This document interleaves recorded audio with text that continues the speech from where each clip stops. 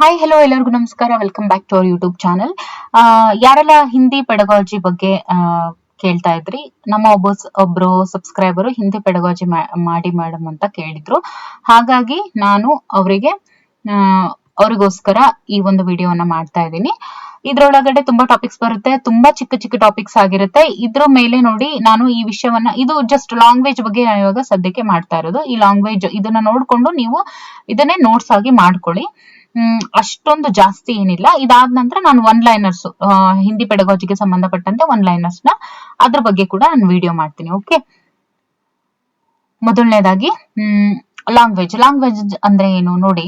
Language ಅಂದ್ರೆ ಭಾಷಾ ಅಂದ್ರೆ ಏನು ಅಂತ ಗೊತ್ತಿರುತ್ತೆ. ಸೊ भाषा मीन्स ನೋಡಿ, भाषा हमारे विचारों को व्यक्त करने तथा दूसरों के विचारों को समझने का ಏಕ ಸಾಧನ ಹೈ. ಅಂದ್ರೆ ನಮ್ಮ ಒಂದು ವಿಚಾರಗಳನ್ನ ವ್ಯಕ್ತಪಡಿಸೋದಕ್ಕೆ, ಜೊತೆಗೆ ಇನ್ನೊಬ್ಬರ ವಿಚಾರಗಳನ್ನ ಅರ್ಥ ಮಾಡ್ಕೊಳ್ಳಿಕ್ಕೆ ಒಂದು ಸಾಧನ. ಕೇವಲ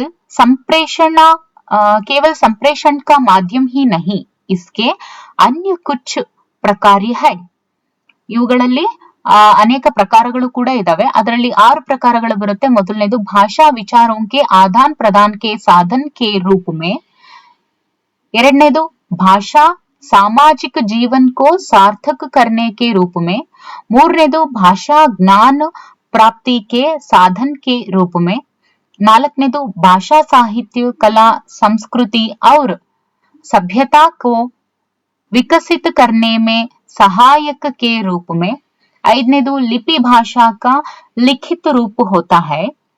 भाषा और लिपि के बीच कोई निश्चित संबंध नहीं होता.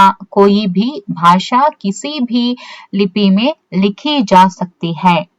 भाषा के भेद और रूप 3 टाइप्स है. ओके, ಮೊದಲನೇದು लिखित भाषा, मौखिक भाषा, सांकेतिक भाषा. एंड नोटेबल पॉइंट इज लिखित भाषा मौखिक भाषा की तुलना में अधिक स्थायी होती है. ओके, ಇದಿಷ್ಟು. ವಿಡಿಯೋ ನೋಡಿದ್ದಕ್ಕಾಗಿ ಧನ್ಯವಾದಗಳು. ಇನ್ನು ಮುಂದಿನ ಕ್ಲಾಸಲ್ಲಿ ಇದಕ್ಕೆ ಸಂಬಂಧಪಟ್ಟಂತೆ ವಿಡಿಯೋಸ್ನ ಮಾಡ್ತಾ ಹೋಗ್ತೀನಿ. So stay tuned.